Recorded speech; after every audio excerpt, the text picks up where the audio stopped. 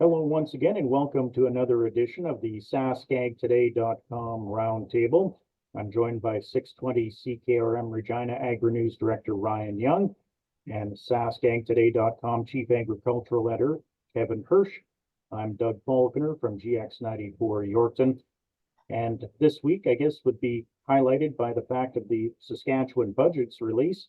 But unfortunately, not a whole lot of it was really news to any of us, really, was it, Kevin? No, we didn't know the numbers on anything, or that agriculture spending would be up a little bit. But as far as new announcements or unexpected announcements, really everything had been announced before. We knew that there were some enhancements to crop insurance, although premiums and coverage rates are down a little bit. We knew about the new programs that were coming for forage and the like. We knew that things were proceeding with irrigation. So really, there was no big surprises. Even municipal sharing grants had been announced previously. So the numbers were all there, and you can analyze them various ways. But from a practical point of view for producers, there was nothing there that we were surprised about or hadn't heard before as far as programming. Ryan, you had a chance to be in a embargoed meeting with the finance minister. What were you able to find out from that meeting? Not a heck of a whole lot, really. Kind of what Kevin was saying. There wasn't really a whole lot of surprises. The general theme basically just simply being more funding for the agriculture budget.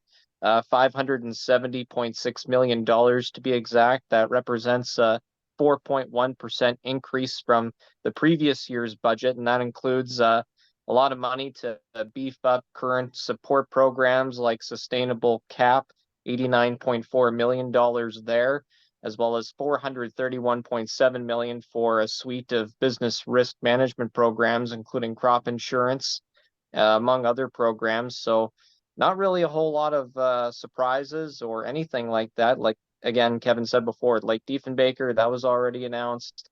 The freezing of crown land grazing rates, that was another announcement from January. So it kind of took the wind out of the sails for the budget this week. One thing that I did notice that I found interesting when some of the individual costing was that more money is being budgeted to agri-stability. And I think that's probably very logical because commodity prices are down and crop insurance support is also down a little bit. So the governments provincially and federally are budgeting a little bit more to go out to through agri-stability for that revenue-based program that not everybody is involved in. But I think that it's maybe the year where producers should look at enrolling if they haven't. I think it may be a year when there will be more money than paid out than we have seen for a previous number of years. And I know, Ryan, when you spoke with Bev Pirio from APAS, she said she would have liked to have seen a little more on the drought preparedness side. Is that something you would both agree with?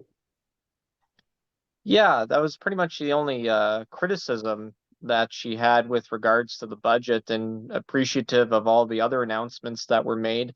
Main reason being for the call for a drought preparedness plan, just to simply be more proactive when there is the expectation of a drought year, as opposed to being reactive and trying to support farmers after the fact. So it's simply just a matter of getting ahead of the curve, so to speak. And I don't disagree with that either. If we can be proactive and be ahead of any drought years and be fully prepared, I don't think farmers would disagree much either. Yeah, it wouldn't be a bad thing, but we have had some practice with droughts in recent years. So some of the programs that have been rolled out, such as letting cropland be used for grazing or cattle feed, we've got some history with those now. Never hurts to be proactive, but we have had some recent history and some practice with these things. All right, and one of the other things that came out, I guess it was late last week, early this week, the Ag Transport Coalition released the results for CN and CPKC Rail for the, I believe it was Green Week 31 or 32. There was only 56% of cars ordered were provided. Those numbers very low. What was your take on that, Kevin? I was surprised. I think we all get the reports weekly, and they lag a little bit. That week 32 is the first part of March, so the stats lag a little bit. But it's shocking that and both railways came in at the same order fulfillment, 56%, which is just really poor. And Milt Poirier explains that for the first 24 weeks of the crop year, starting August 1st, the railways did pretty darn good. And a lot of times we're 90% order fulfillment. Then we had that cold snap in mid-January and everything went to heck in a handbasket. And you expect that when things get cold, railway performance really declines. We always see it. They can't run as long of trains. They can't get the air pressure up for the brakes and a whole bunch of issues, but they didn't really recover. There was a minor recovery after that, and then they've struggled ever since. And it's really all something internal within the railways. Milt Poirier suggests maybe it has to do more with crews than anything else for the actual person power to run these things. But we're starting to see ships backing up on the west coast, 30 plus vessels waiting to load at Vancouver, 5 in Prince Rupert, which for Prince Rupert is quite high. And that just all means demurrage charges. And this is all happening in a year when the weather overall, the winter has been quite mild, except for that brief cold snap. And grain demand for cars is not anything more than just average. So it's really concerning that the railways haven't been able to perform and have a huge backlog of car orders that they can't seem to dig themselves out of. And then, of course, moving on to crop price projections were released this week by Agriculture and Agri-Food Canada. I know, Ryan, you took an initial look at that. Did you want to comment on that first? Yeah, really, what didn't come as much of a surprise, seeing some of the crops like spring wheat and durum kind of being down. I saw barley and oats; they were apparently as low at their lowest point in 4 years. So that was kind of a bit of a eye opener, so to speak. But it also didn't come too much as a surprise to see lentils doing pretty good in the crop projections. I know Kevin, he had a deeper dive into the numbers. And Kevin, what are your thoughts on it? Well, these Ag Canada Market Analysis Division comes out with this every month, and they do current crop year as well as new crop year. So I took a look at the new crop year forecast. So it's an average, their projection of what the price will average the entire new crop season starting August 1st. So it's a projection, but it's interesting to see from the February report to the March report. Like you say, durum was down $25 a ton, spring wheat down 20, barley down just 5, oats down just 5 from the February forecast. But like you said, that's still going to put them the lowest in 4 years. Canola down 20, which runs a little cross purposes to the bit of a rally we've seen in recent weeks in canola, but they call the new crop year down 20. But there's a few bright spots. Flax, which is not that attractive price wise, now is expected to be up $50 a ton as compared to their forecast a month ago. Peas up 25, lentils up $50 a ton, and this would be an average of reds and greens. Steady in canary seed and chickpeas. The big loser is mustard, and they lump all of the mustards together. But between February and March, their new crop price estimate for mustard is down $345 a ton. That's a market that's really gone from famine to feast, and the prices reflect that.